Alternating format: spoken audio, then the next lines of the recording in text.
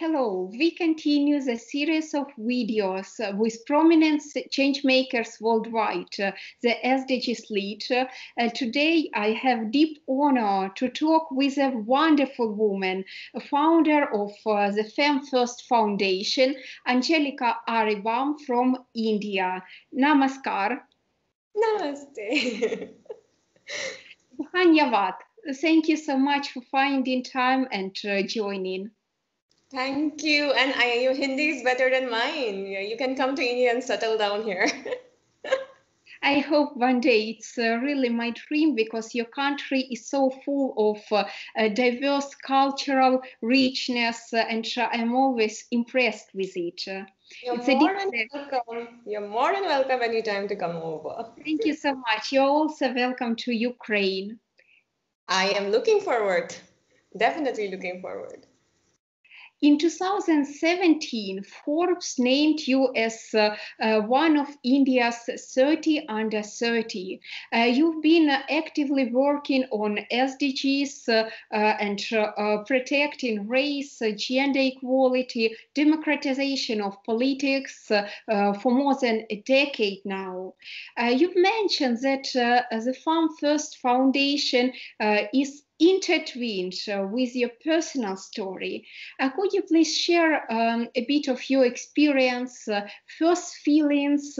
How did you start your path towards encouraging thousands of women to join politics, to be active and to participate?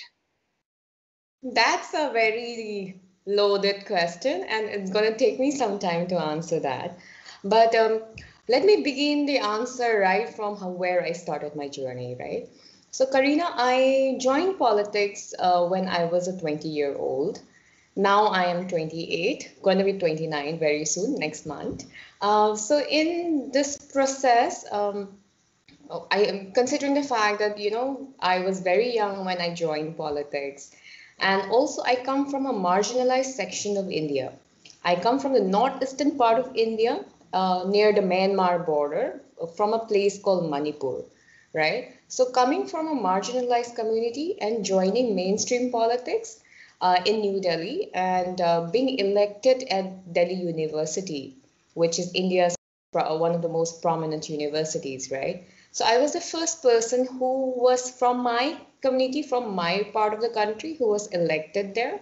So, and I got to experience politics. I was All India General Secretary of the Students' Wing of the Congress Party. The Congress Party is India's oldest political party. And through this, I got to experience and learn a lot. I traveled a lot across India. I interacted with young people who are joining politics, men, women, both. But what I saw on the ground was the fact that there was not so many women wanting to join politics. And then I saw my personal journey, right? Because I'm a first generation politician. I have no one else in my family who is in politics or who wanted to be in politics. So this is something that I decided to do on my own. I have no support system whatsoever. So when I got to see all these young, not so many young women in politics, and then I understood why it is happening. Because it's very difficult for women to survive in politics. It's very difficult financially, economically, right? Socially, and then there is a lot of sexism within the system. Men within the political party will always look down upon the women, because India is a highly patriarchal society, wherein the women do not enjoy an equal status like men in Indian society. And that is even more so in politics, And according to a study that was conducted by United Nations and in South Asia, right? UN Women in South Asia, it was found that women member of parliaments, they face a lot of sexism, violence, sexual violence, online trolling, all of this. And more than 52% of them have experienced all this targeting and violence from people who were in the same party as them. Can you imagine that? These are women member of parliaments who are abused or targeted by people who belong to their own political parties. So the situation is really grim within the system, right? And I was a part of the system. Unfortunately, I got to experience some of this personally firsthand. And that is when I decided, okay, maybe it's time for me to move away from here and do something for women, taking my lived experiences, taking my learnings from other women in the field, I was like, it's time that India has a movement of women politicians. It's time to create an organization that looks at capacity building and mentoring and training of women in politics, so that they are strong, they are really smart in what they do, and they have a network of women leaders who can support each other. That is why I started Femme First Foundation, and that is why it's intertwined with my journey. It's really great how your personal story is reflected to the so-called multiplying effect when more people could get the chance to enter the politics, to be supported. And it's very important that women are standing shoulder to shoulder to reach our goals, as when women are represented enough in the politics, the society also prospers, and there are numerous positive effects. So it's fight for goodness, it's fight for our common prosperity and future. The goal of 5.5 highlights the aim to ensure women's participation, efficient participation. You are very, very active in this field. But still, if we speak about the global perspective, there are about 25% women represented in the national governments, and about 36% according to the United Nations statistics representing on local and regional levels. What are the steps, practical steps in your that should be taken on local, regional, national level, as well as by the civil society and individuals? What are the most crucial ones? Right now, we are in a place where everything is crucial. Every step along the journey is crucial, right? And you're very right when you say that globally it's 25%, 25.1%. And this has been made possible in the last 20 years or so, 1995 Beijing conference, right? Which is where it started. Hillary Clinton gave that clarion call saying women's rights are human rights. And that is where countries across the world decided to bring in affirmative action policies to increase women's public participation in public life and in political life. SDG 5.5, right?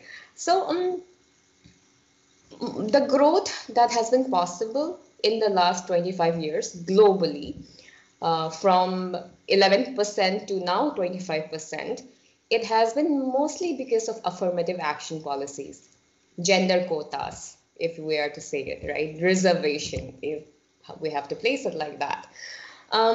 So countries, I think Rwanda is number one right now with 61% of women in its parliament. India is at 142 in the list. We are at 142. India has a participation of 14% women in our. So we lack a reservation policy, and like you said, if we are to look at it from the NGO level, from the government level, from individual level, I think what the government could ideally do is come up with a reservation policy, come up with a gender quota. Like more than 100 countries in the world have implemented it, right? So it's high time the countries who are not implementing it to ensure that it is implemented. That is number one. When we have a gender quota, when it's a law, everyone's obligated to follow the law. That is the first step. The second step is, once we get women into parliaments, once we get women into legislation, into lawmaking processes, it's very important that we do capacity building of them.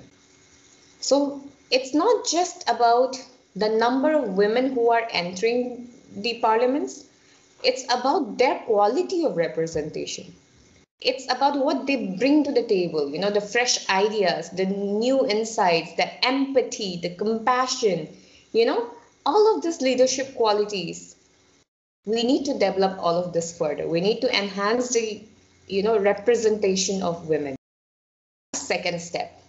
And this second step is mostly what political parties can do, right? So number one was government. Number two, capacity building is something that political parties can take up. What can the civil society and the media can do is they can generate awareness. They can tell people why it's so important to have women, more women in politics, more women in leadership roles, right? So this is where the media comes in. This is where civil society can come in. And I think a larger part of it depends on the media, on how they project women leaders. If they keep printing bad things about women leaders, if they keep printing about women leaders' clothes, like fashion, like earrings, handbags, no one's going to take women leaders seriously. The media needs to put the same amount of importance to women leaders as they do male leaders. That is what is required, right? And the final step, as individuals, what can we do? We need to support women. We need to vote for women leaders. We need to ensure that, we convince other people as well to vote for the women leaders. We need to have these conversations. It could be uncomfortable for some people, but it's very important. Unless we make people feel uncomfortable and move them from the status quo, nothing is going to change. So we have to take it in our hands to make people aware, to shake them from the status quo and tell them to vote and support women leaders. I hope that answers the question. Definitely, I agree with you 1,100%. So that these steps are really important to be taken, and they should be taken. In other ways, as you mentioned, the Beijing resolution, when it was proclaimed that human rights are women's rights are human rights and vice versa, but still women constitute 50% of the population, and the representation is lower. And I hope that through these steps we can achieve significant change. As for the role models, for the power of shared experience, joint learning, it's also very important to empower girls, to show them that their dream to be in politics, to compete for the highest social positions and professional positions also could be implemented, and the social ecosystem is not characterized by the stigma, by discrimination, and other negative factors. Do you feel that enough efforts in these directions are being taken worldwide, whether the role model concept works? Absolutely not. There are not enough efforts across the world. Of course, some countries are doing remarkably well. Like the Nordic countries are doing well in terms of women's representation, in terms of women's status in the society, right? The Nordic countries are doing well and we look up to them. But other than that, I mean, across the world, the status of women is not much to be desired. And for example, you mentioned about role models, right? So Kamala Harris was recently elected in the United States as the vice president, and that has opened up a lot of conversations. Young women of color, young women, not just in the United States, but even across the world. They feel that they have a place in politics. It inspires a lot of hope, right? So when we see women out there achieving great things, it gives us that hope that, oh yes, we can do it as well.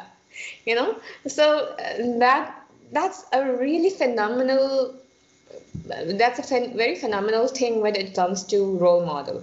In fact, role model effect is something which has been proven by a lot of studies as well, especially in India, where India has, when I said earlier, India has gender quotas at the primary level of government, at the third tier of government. We do not have gender quotas in the parliament and in the state bodies, but we have it at the municipal level, right? So what we see is in small, small villages where women leaders are elected, it so happens that it's really good for young girls in villages. They usually there is a high dropout of girls from schools. Their parents make them drop out of school, but boys will continue studying. After a certain age, girls will leave school and do household chores or, get married, those sort of things, right? So when it was found that when those village heads were women, the parents will keep sending their girl child to schools, and the parents, the girls will also continue studying in school without dropping out of school. And India has this in villages, etc. Parents prefer to have a male child, and if they think that if they are pregnant with a female child, then they go through abortion or those sort of thing, which is illegal in nature, but it's still very much in practice in different parts of the country. So when it was found that when at the village level they have a women leader, so parents start giving birth to girls as well. They do not go down the road of killing their girl child. So it's very, in terms of social progress, it's really good. The role model effect, young girls, young women, they aspire to join politics. That's remarkable. And even more so because India has had the first woman prime minister like 30, 40 years ago. Even now we talk of her, Indira Gandhi, we mention her, right? But I think we are at a point in time where we need young people as well to lead the country, to be the prime minister or the president again. So that's something we're looking forward to. And unfortunately, the governments and they are not really keen on, they are not really actively working towards ensuring more women are there. But the stories of hope from across the world, be it Kamala Harris, be it Jacinda Ardern, be it Arna Solberg, it's just so inspiring for everyone around the world. Women who are, it gives us a lot of hope. Definitely. Sometimes a good example of that one human being has reached such results can give internal aspiration and power to move forward and to break the ceiling of misunderstanding and to break the ceiling for better future. I think there is also a very important education component, and you started talking about this point on how we shall send as many girls to school as possible, especially in the communities which are also affected by negative situation of hunger, low economic growth, and it effect because the more women get educated, the more chances for this community to develop, to get out of the poverty track. Whether there are some special practices, probably trainings organized by your organization, and how do you feel when meeting those girls or women who attended trainings, who communicated with you? How do you feel their progress and what are their own impression from such practices? I think the whole idea is, since, like I said, we all live in a world which is not equal. We are sort of within ourselves and within the girls that I've interacted with, they feel that they can do a lot of things, but there is also that uncertainty and the fear that, how far can a woman go, right? That that conditioning that happens in our minds that, okay, maybe I'm not good enough. Maybe sometimes, like, as women, who have done remarkable things, who have achieved great things, even they have these moments of doubt. And I'm sure you have at certain points thought that you're not good enough to be where you are. Even I feel it at some times that I'm not good enough to be where I am. This is called the imposter syndrome, right? Where we get to a position and we feel that, oh, I'm not good enough to be here. I just got here by luck. This mentality that women have. Um, it's also a sign of, how we have been brought up, where women were just told that you can't have it all in the world, where men can have all in the world. Our daughters have been brought up like that. We were brought up like that. As a girl, you shouldn't be doing this. As a girl, you should not do that. There are limitations to your ambition. Don't have too much ambition. Your heart will be broken. Get married. Look for a good husband. These are things that we have just been told, and we have been growing up listening to them. So as women, we have a lot of unlearning to do. We have a lot of this conditioning that we have to remove from our heads so that we can go ahead. So one thing that I've seen in the trainings that we provide, in the programs that in my interactions with young women, women not just in politics, but women, professional women, women working in the corporate sector at high level positions, right? More often than not, it comes down, there is this space in them where they feel lack of confidence. That because of years and years of social conditioning, gender conditioning. That is the first step that we need to remove, and we have been actively working towards, building the self-confidence, teaching them how to look things from a very gendered perspective, teaching them how to tell their stories as leaders, because storytelling is also very important when you are a leader. You need to make the world feel that you are together on a journey to change the world. And for that, you need to tell your personal stories. You need to derive strength for them and show others that we teach them basic skills in terms of looking how to frame policies from a very gendered lens, And we teach them the importance of feminism in today's world. Because again, there is this huge negative connotation when it comes to feminism. People think it's bad. People think it's bad. It's feminism is bad. It's terrible. This, that, those mindset are there amongst people.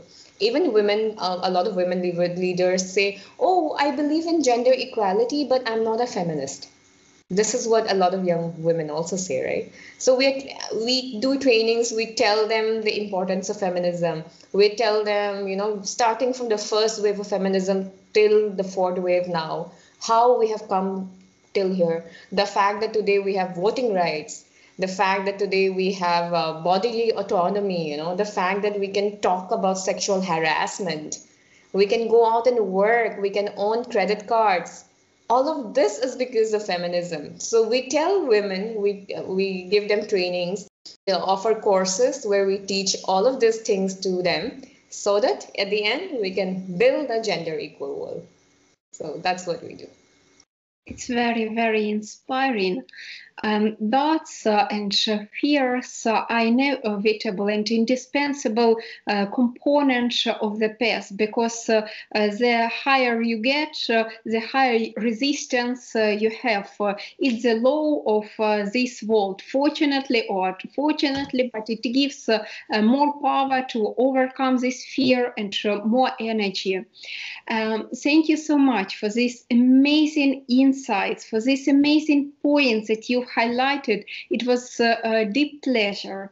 And finally, I am kindly asking, probably do you have type of personal motto that you are saying to yourself in case you experience some doubts, and what would be your message to the world leaders as well as young leaders purporting to make change, especially young women, to foster gender equality, equal political representation, in just several sentences, like mantra to move forward? I think my the one mantra that I keep repeating, and it's one thing that I sign with everywhere, is strong women uplift other women. And for generations, we have been told that women cannot work with each other, women pull each other down, all of these things. There is so limited space for women and all of these things. And then women are made enemies out of each other, and it deeply pains my heart. So whenever I interact with young women, old women, any kind of women, even men, I tell them, strong women uplift each other. So. Really great. Thank you so much. So we will continue uplifting one another, and I hope that one day the gender equality will exist not only like a dream, but as a new normal, as a reality, and women would get in. And also men would also get empowered, so there will be synergy and equal conditions, no barriers. If a woman wants to be a soldier, she would become a soldier. If she would like to spend more time preparing food for people, giving them empowering, she would do that. So it's like just free choices, and not a choice either or either, but opportunity to combine everything. Thank you so much. I hope to see you again and looking forward for cooperation. Thank you so much, Karina. It was wonderful speaking to you, and I wish you and your initiative all the very best. Thank you so much.